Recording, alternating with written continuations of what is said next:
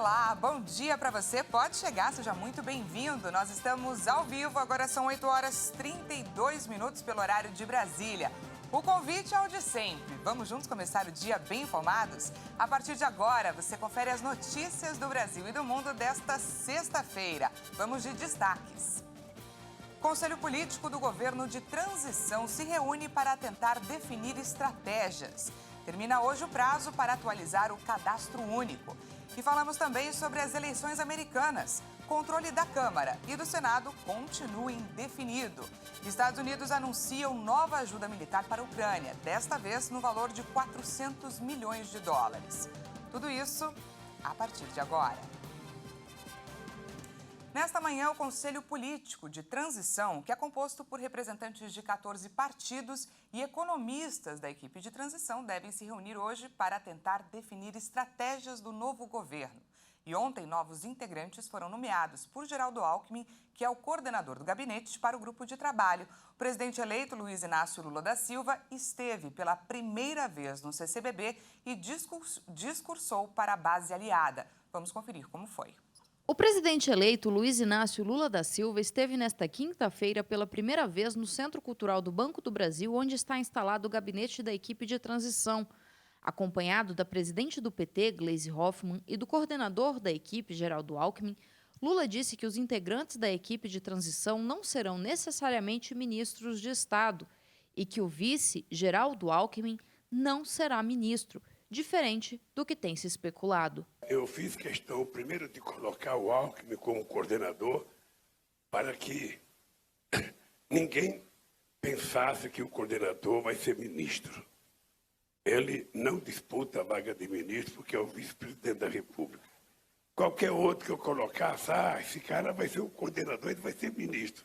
Não, e eu tenho um pedido para todo mundo, quando convidar alguém para participar da comissão de transição, dizer o seguinte: olha, não será ministro as pessoas que estão. Pode ser ou pode não ser. Mas ninguém fique trabalhando como se, eu vou ser ministro porque eu fui escolhido para a comissão de transição. A segunda coisa é que a comissão de transição não decide nada. O que a comissão de transição vai fazer é como se fosse uma máquina de ressonância magnética, ou seja, ela vai fazer um levantamento da situação do país. E, a partir dessa situação do país, nós vamos discutir e vamos tomar algumas decisões para começarmos o processo de mudança do nosso país. Lula destacou que vai prezar pela independência e equilíbrio entre os poderes e vai conversar com todos os governadores e parlamentares igualmente independente do partido. Então nós vamos provar que o nosso governo vai ser o governo do diálogo. Vai ser um governo que vai conversar com as instituições, que vai conversar com o Congresso Nacional e com a Câmara, independentemente de que partido o cidadão tenha sido eleito ou a cidadã. Vamos conversar com cada governador, independentemente do partido que ele foi eleito. Não quero saber se ele gosta de mim ou não gosta de mim. Eu quero saber que ele é governador e foi eleito pelo voto do povo do seu estado, portanto, tem que ser tratado com a mesma deferência daqueles que votaram em mim e daqueles que trabalharam para mim. É assim que a gente precisa governar. No encontro da manhã, Gleisi Hoffmann, presidente do PT e responsável pela articulação política da equipe de transição, disse que membros de 14 partidos compõem a equipe de transição e isso demonstra a união de um grande grupo para fazer as mudanças necessárias para o país. À tarde, o coordenador da equipe, Geraldo Alckmin, anunciou novos nomes para compor o grupo de trabalho, entre eles os ex-ministros Guido Mantega e Paulo Bernardo. Também foram nomeados para a área da comunicação o ex-deputado Jorge Bittar e César Alvarez, ex-secretário do Ministério das Comunicações. Para Direitos Humanos, a deputada federal Maria do Rosário e o deputado estadual em São Paulo, Emídio de Souza, entre outros. Na igualdade racial, a ex-ministra das Mulheres, Nilma Gomes. Na indústria, Jackson Schneider, da Embraer. E na área das mulheres, Aniele Franco, presidente do Instituto Marielle Franco. Hoje, então, mais 6 grupos de trabalho: comunicação, direitos humanos, igualdade racial, planejamento, orçamento e gestão, indústria, comércio e mulheres. O vice-presidente eleito também falou da necessidade de alterar o texto do orçamento do ano que vem. O orçamento não foi feito pelo governo Lula e você tem um problema, ou seja, não está previsto o Auxílio Brasil, o Bolsa Família, não está previsto. Eu acho que não há ninguém que seja contra você enfrentar a questão da fome e da população em pobreza gigantesca, como nós temos hoje no Brasil, e você tem a continuidade de serviços públicos. Não pode interromper serviços públicos. Pegar, por exemplo, o Casa Verde e Amarela, Minha Casa Minha Vida, não tem recurso para a continuidade das obras. Não há nada pior do que obra parada. Então, na realidade, é um orçamento que já estava aqui no Congresso e que todo mundo sabe que ele não é factível minimamente para poder cumprir as tarefas de Estado na saúde, na educação e na continuidade, inclusive, das obras. E atenção, beneficiários, termina hoje o prazo para atualizar o cadastro único. Mais de 200 mil pessoas podem perder o Auxílio Brasil se não renovarem as informações.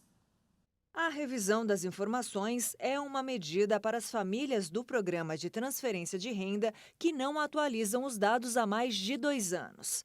Segundo o Ministério da Cidadania, 234 mil famílias convocadas para a revisão cadastral ainda não fizeram o procedimento e podem perder o benefício.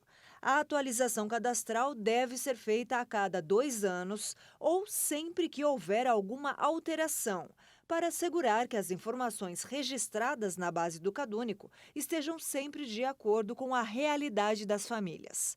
Os beneficiários podem verificar se seus dados estão desatualizados ou mesmo se as informações já fornecidas estão sendo confrontadas com outras bases de dados administrativos federais por meio do aplicativo do CadÚnico, disponível na página gov.br.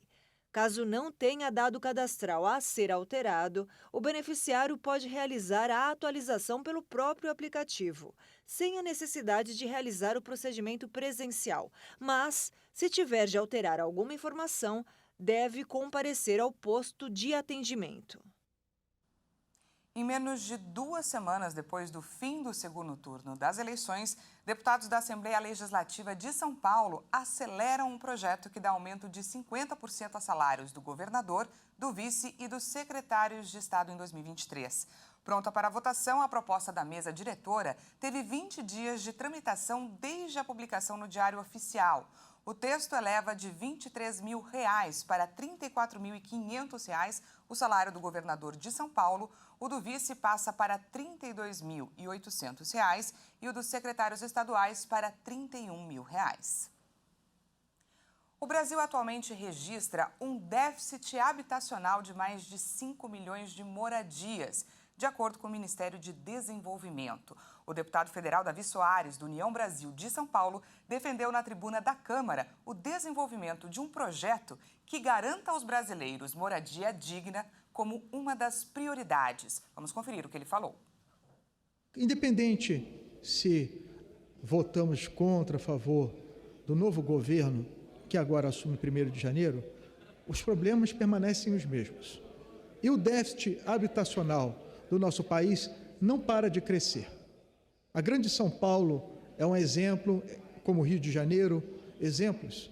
Uma com 22 milhões de habitantes e outra com seus 10 milhões de habitantes. Ambas não têm para onde crescer mais. O resultado é invasão de áreas, de mananciais, de propriedade privada.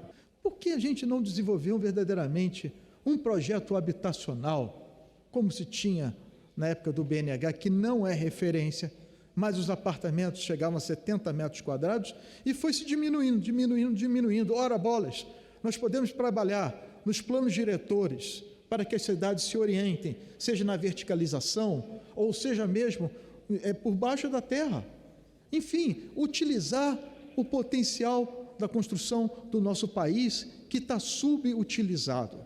Essa prioridade habitacional deve ser trabalhada com afinco, seja com parcerias, seja na majoração dos projetos da Casa Verde e Amarela, Minha Casa Minha Vida, ou sabe-se lá o termo que usará.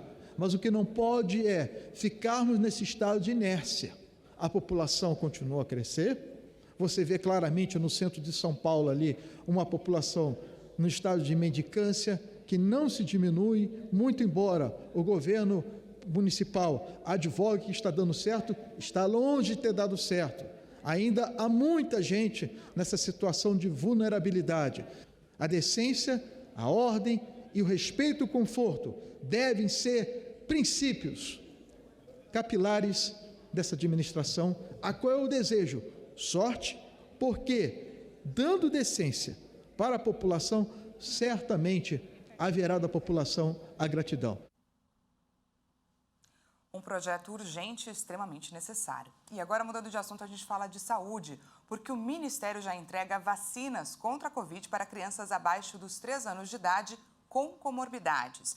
1 milhão de doses do imunizante da Pfizer está sendo distribuído para todos os estados. E as doses da Coronavac para a faixa etária de 3 a 17 anos também foi entregue à pasta da saúde. Começou nesta quinta-feira a distribuição de 1 milhão de doses de vacinas pediátricas contra a Covid-19 destinadas a crianças com idade entre 6 meses e 3 anos com comorbidades. Os imunizantes da Pfizer devem ser enviados a todos os estados e o Distrito Federal até o fim desta sexta-feira. O Ministério informou ainda que, neste momento, a vacinação para essa faixa etária está restrita para crianças com comorbidades. A ampliação do grupo ainda depende de avaliação pela Comissão Nacional de Incorporação de Tecnologias no SUS. A recomendação da pasta é que o imunizante contra o novo coronavírus seja aplicado simultaneamente às demais vacinas do calendário vacinal ou em qualquer intervalo na faixa etária de 6 meses de idade ou mais. Mais de 1 milhão de doses de Coronavac para vacinação de crianças e adolescentes foram entregues pelo Instituto Butantan para o governo federal. O carregamento com lote vai para o Centro de Distribuição do Ministério da Saúde, em Guarulhos.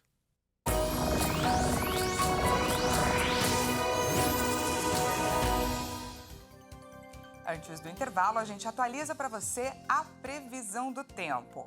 Olha só, de acordo com o Instituto Nacional de Meteorologia, esses dias que antecedem o feriado serão marcados por temporais em grande parte do país.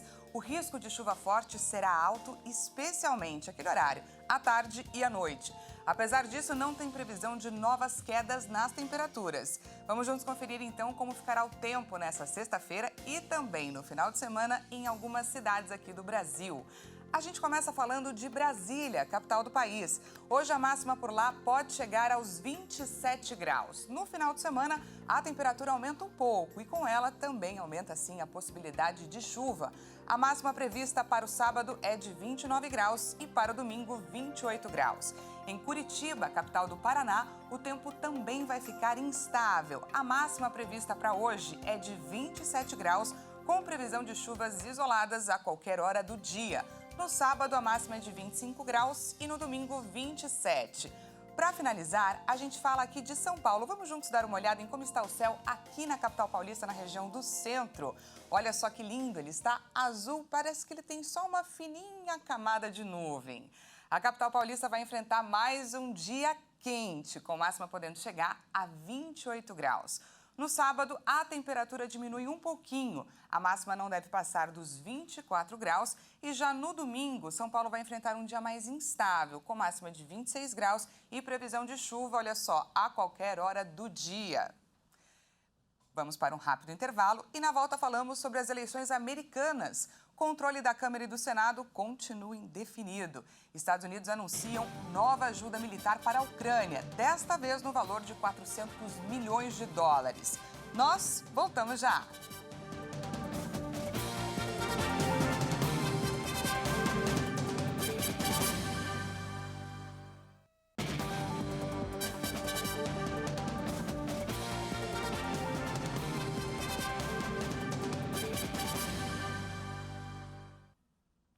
Seja bem-vindo mais uma vez, estamos de volta ao vivo. Agora são 8 horas e 48 minutos pelo horário de Brasília. Voltamos com destaque internacional.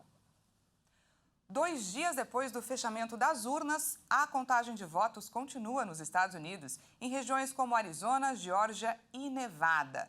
Na Câmara, os republicanos não conseguiram uma grande vantagem sobre os democratas. E no Senado, a disputa segue acirrada. Os funcionários eleitorais começam esta sexta-feira contabilizando votos. Nestas legislativas, o controle da Câmara e do Senado está nas mãos dos estados da costa oeste, onde as disputas estão acirradas. Segundo as projeções da agência de notícias Associated Press, que faz uma apuração própria baseada nos resultados de cada estado, os republicanos têm 49 assentos contra 48 dos democratas até agora. As 2 corridas ao Senado, para as quais não há projeção, estão no Arizona e em Nevada.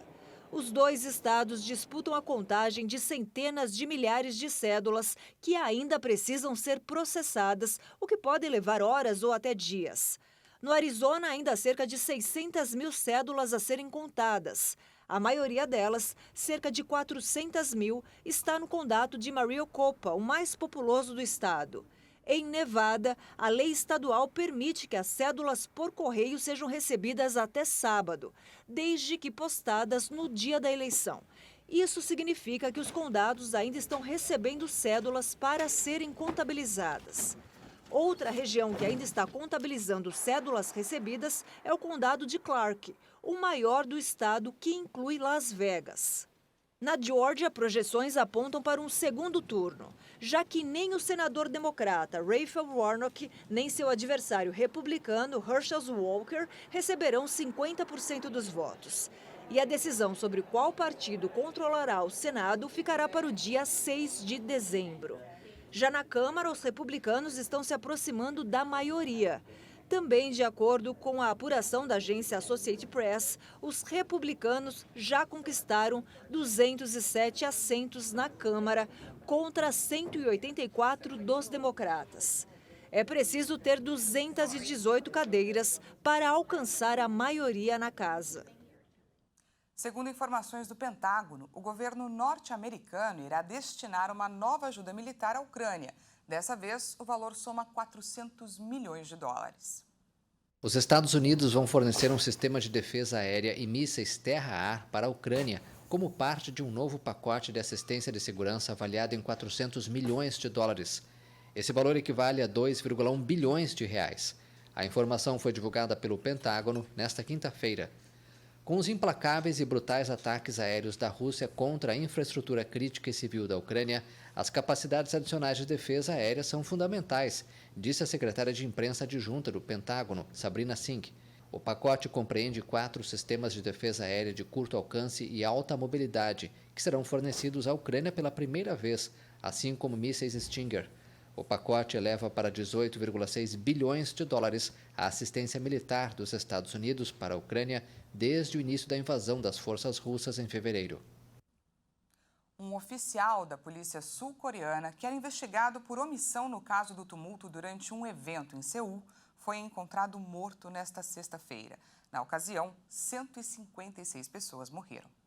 De acordo com os investigadores, o policial, identificado como Jeong, enfrentava acusações por ter deletado relatórios de inteligência que alertavam sobre o acidente. Ele também havia sido acusado pela demora na resposta policial. A festa ocorreu no último dia 29 de outubro. Milhares de pessoas estavam reunidas em ruas e becos estreitos em um bairro movimentado da capital, Seul. Um tumulto generalizado provocou o desespero dos participantes que tentavam sair do local. 156 pessoas morreram pisoteadas ou com parada cardíaca.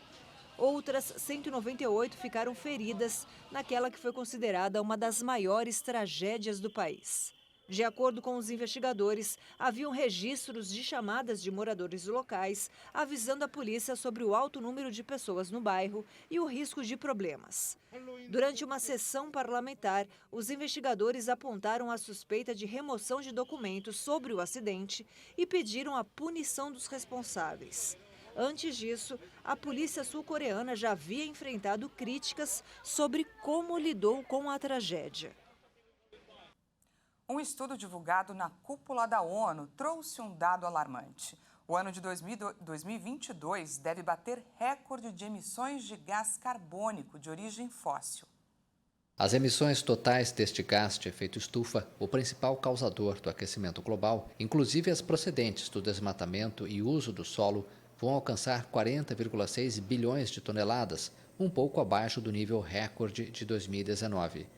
Os dados são as primeiras projeções para 2022, feitas pelos cientistas do projeto Global Carbon. Isso significa que, nesse ritmo, restam apenas 50% de chances de evitar que o aquecimento global supere 1,5 grau nos próximos 9 anos, segundo o estudo. Já as emissões de CO2 exclusivamente de origem fóssil aumentarão 1% em relação a 2021, chegando a 36,6 bilhões de toneladas, um pouco acima dos níveis de 2019. O aumento é motivado principalmente pelo consumo de petróleo e de carvão e a recuperação do tráfego aéreo.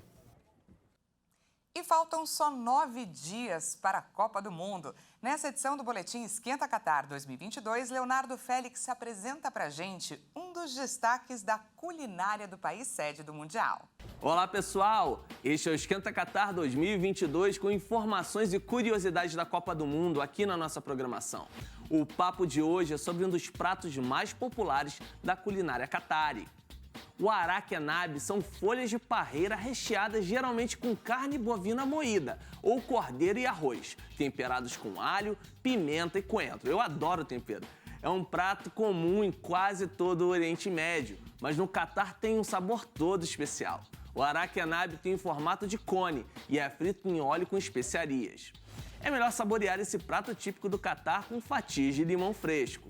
Quem já provou diz que é difícil não querer repetir. Eu tô querendo provar essa especiaria aí. Então, faltam 9 dias para a Copa do Mundo Qatar 2022, tá pertinho. Essa edição fica por aqui. Mais uma vez, muito obrigada pela sua companhia. Às 10 horas, Patrícia Velenic chega com mais informações. E à 1 da tarde, claro, eu e ela esperamos por você. Até lá!